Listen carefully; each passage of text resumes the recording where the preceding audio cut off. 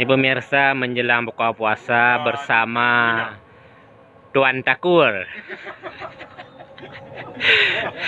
di terminal bus Lamno Jaya, pemirsa. Terminal Iwan Bale.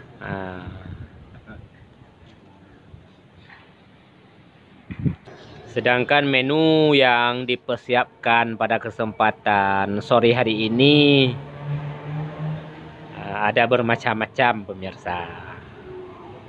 Ada buah naga,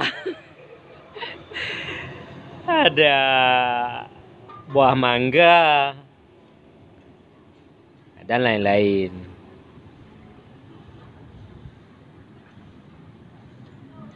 Hari ini Rabu 29 Maret 2023, bertepatan pada hari puasa yang ke-7, pemirsa. Ya, kami berada di terminal Kedah.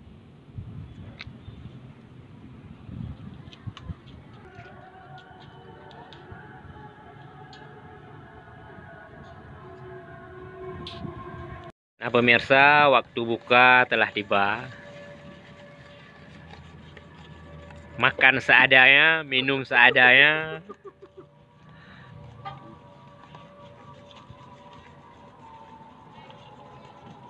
Masing-masing punya kesibukan sendiri-sendiri.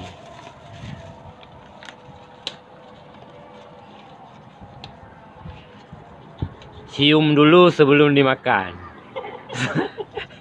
Supaya makanan lebih enak dan mantap.